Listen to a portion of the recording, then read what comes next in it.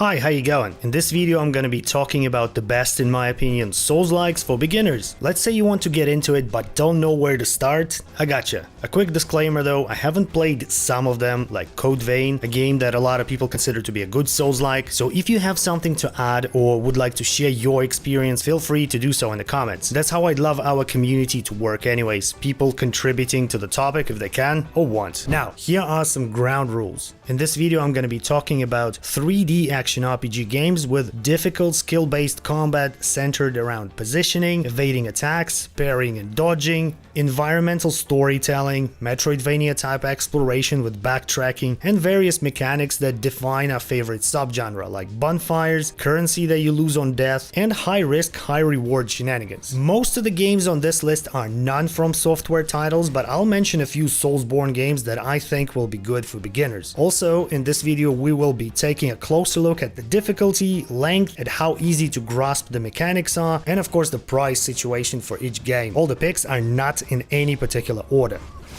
I'd like to start with a pretty decent Souls-like made by an American indie dev studio called Cold Symmetry, and it's Mortal Shell. I know a lot of people might disagree with this pick, like some people find combat and movement in Mortal Shell slow, sluggish, like you're moving underwater or are covered in molasses or something. But here's what I think. If you are a seasoned Soulsborne Souls-like games vet who've seen everything, then yeah, I can understand why Mortal Shell might be disappointing to you, especially if you're coming in after like Bloodborne, which is a very fast-paced game. But again, if you are looking for a good entry point, I can't think of a better option than Mortal Shell, and I've got a few reasons to say that. First of all, Mortal Shell is quite short. It will most likely take you around 10 hours to beat the whole thing, and according to howlongtobeat.com, 20 hours to platinum it. It can be a bum out for some people, but again, if it's your first Souls-like, I think 10 hours is good. Secondly, I find Mortal Shell to be an easier Souls-like. Parry windows are quite generous. You have this hardening mechanic that lets you turn into a statue at any given moment, mid-animation and even mid-roll, and absorb all the incoming damage. And don't get me wrong, Mortal Shell can be challenging, but still I find it quite forgiving compared to other titles.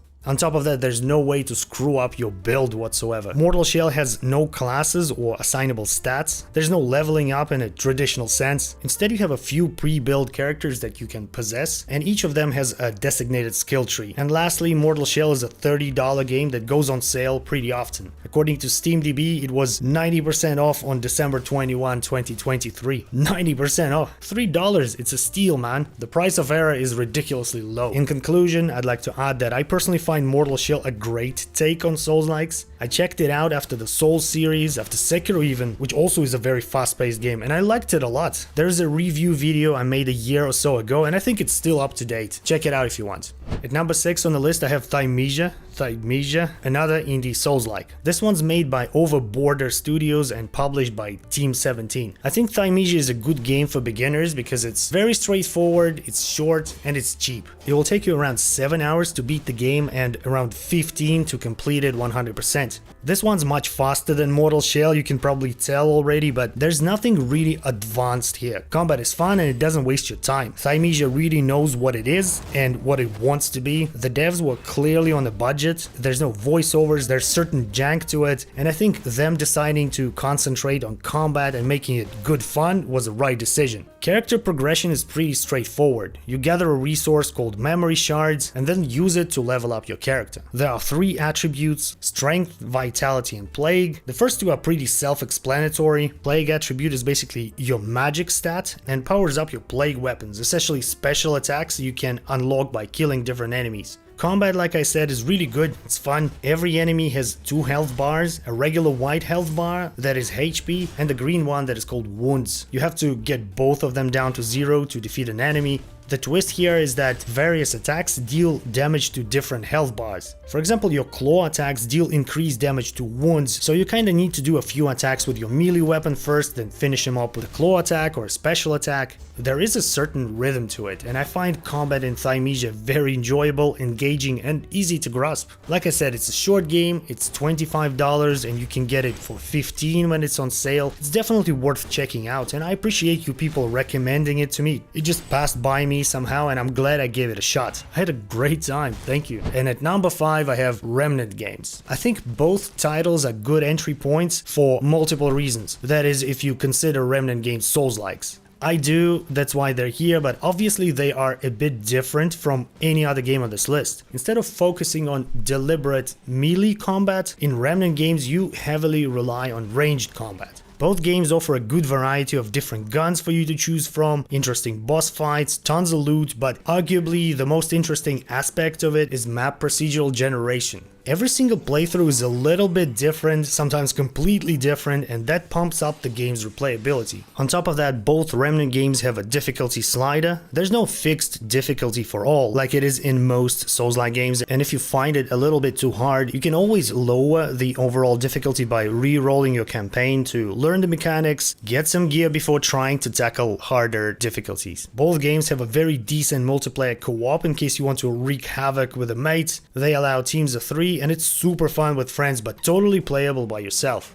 It's worth mentioning that the first one is way less demanding on your PC and more stable. Remnant 2 is made on Unreal Engine 5, and although it works pretty good after all the patches, there are still some performance issues and hiccups here and there. Both games go on sale every now and again. If you are not sure about this one, just get the first game when it's on sale to get the idea. It's usually 70% off, like $12. And before we continue, if you want to see more Soulsborne, Souls-like related content, subscribe to the channel and hit the bell to get notified when I upload. It supports the channel greatly. And of course, likes, shares and comments are always appreciated. Thank you very much. And back to the video now. And next up at number 4, I have a game that I personally couldn't properly enjoy due to its poor optimization on PC, although I finished it, and in my other videos I rank it pretty low because of that, but if you are a console player you should be fine. Correct me if I'm wrong. I'm talking about Wulong Fallen Dynasty. Just to preface, Wulong Fallen Dynasty works fine for some PC people. Some even say that it runs exceptionally well on their beat up laptops, but unfortunately I'm not among them, and when I say it's poorly optimized, what I mean is that your FPS can be all over the place, sometimes as low as 20, which is not acceptable in a game where your reaction is a key. So please be very careful, be mindful, do research and try the demo out before considering purchasing the game. The only reason I'm talking about it here is because I genuinely think that it can be a good entry point. Wulong Fallen Dynasty is made by Team Ninja, creators of Ninja Gaiden and Nioh games, and through it you can not only discover Souls-like games, it can be your gateway game to Nioh games. That's how it was for me at least. Nioh games are way more difficult, complex and complicated, and trying Wulong first kinda helped me out a lot and made Nioh's less intimidating. One of the most important core mechanics in Wulong's combat is deflecting attacks.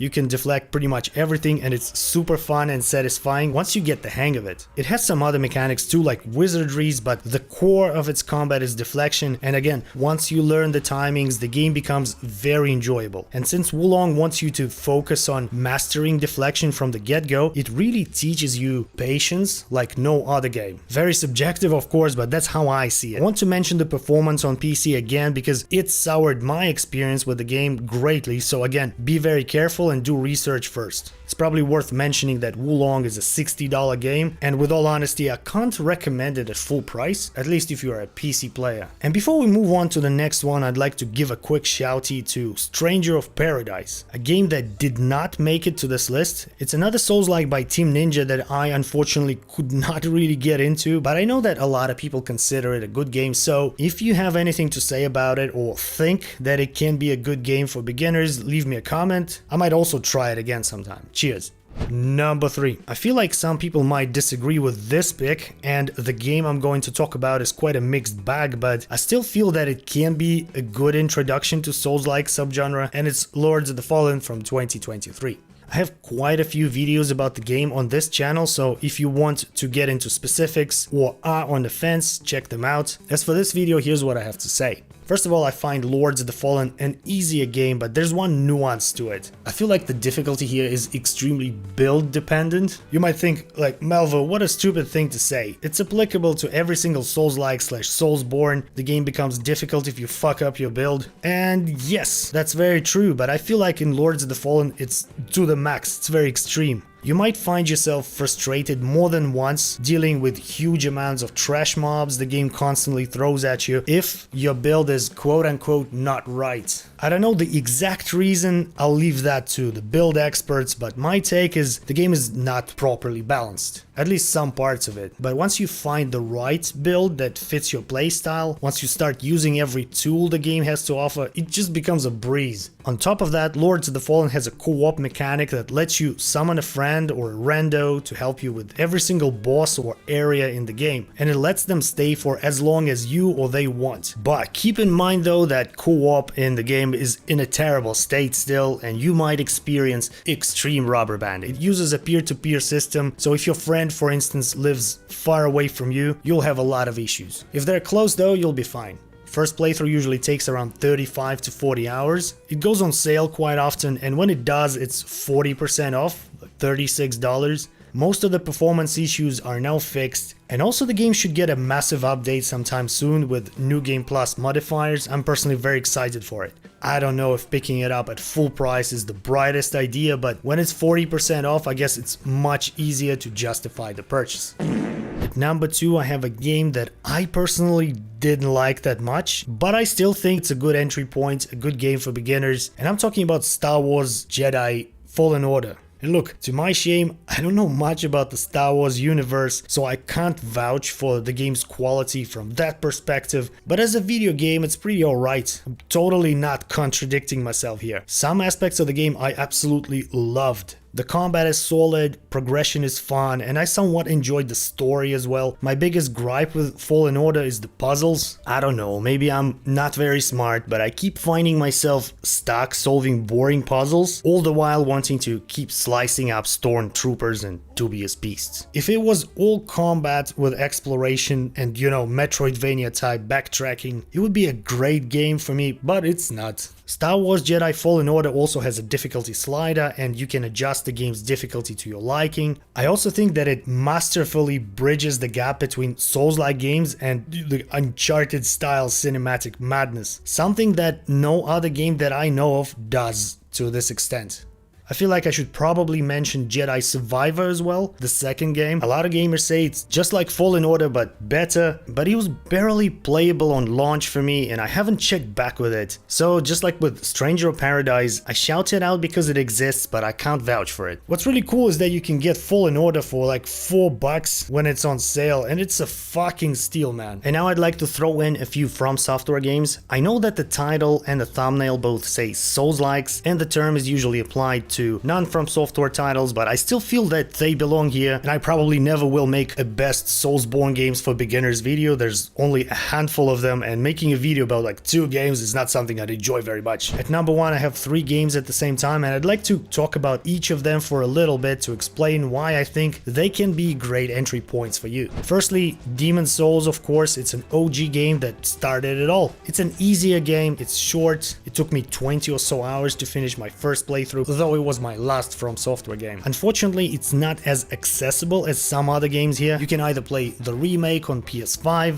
it looks very modern, but a lot of people find it inferior to the original. The original can be played either on PS3 or on PC with an emulator. That's how I played it. Bottom line is, Demon's Souls is a great game. It's one of my least favorite Fromsoftware titles, but nonetheless, I think it's a good game for beginners. Next up, I have Dark Souls 1, my personal favorite. It all started with Demon's Souls, but Dark Souls 1 sorta fortified the formula. I think it's a pretty good game if you want to learn the basics. Parrying and backstabbing is pretty easy. Most of the bosses are fun and challenging enough. I also think that playing Dark Souls 1 before Elden Ring or even Dark Souls 3 is doing yourself a great service. It's much harder to get into it after playing more modern and advanced titles, so here's another reason to give it a go first. The game has an amazing atmosphere and incredibly good lore too. And lastly, I'd like to bring up Elden Ring. I think Fromsoftware did the impossible by combining their Souls formula with the open world exploration aspect. Of course, Elden Ring is way more demanding than Dark Souls 1 or Demon's Souls or even the rest of the games on this list, but it doesn't mean you should be intimidated by it. Elden Ring was a gateway game for many players and for a good reason.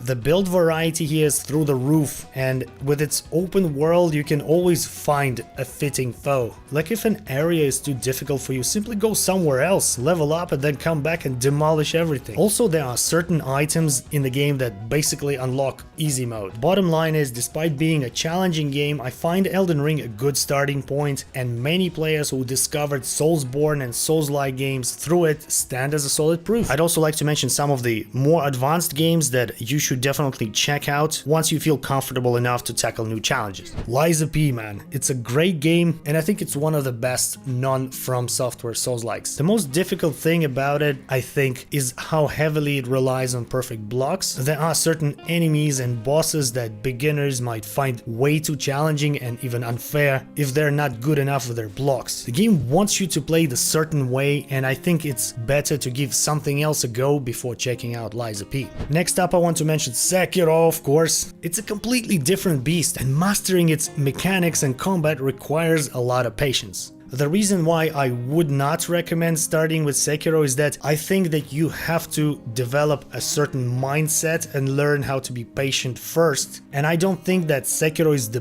best game for that, but again, it's very subjective. Sekiro is a magical game with fantastic combat, and once it clicks for good. And if you feel like beginning your journey with it, all the strength to you, my friend. Make sure to play it until you love it to death. And lastly, of course, I have Neo games. You should definitely consider giving them a go once you're confident enough for quote-unquote real challenge. I think Neo games, compared to Fromsoftware Games and other Souls-likes, take a different approach and just throw a bunch of complex mechanics, skill trees, stances, and other mumbo-jumbo at you from the get-go. And the sheer amount of it is so intimidating. It's much harder to master Neo games, but once you get the hang of it, the gameplay loop becomes so fun and satisfying. Again, probably because of how in control of your character the game lets you be. If you enjoyed the video, make sure to leave a like or even share it with friends. You can follow me on Instagram and Twitter at MightyMelvo. Join our community Discord for chats. All the links are in the description. Thanks for watching. See ya!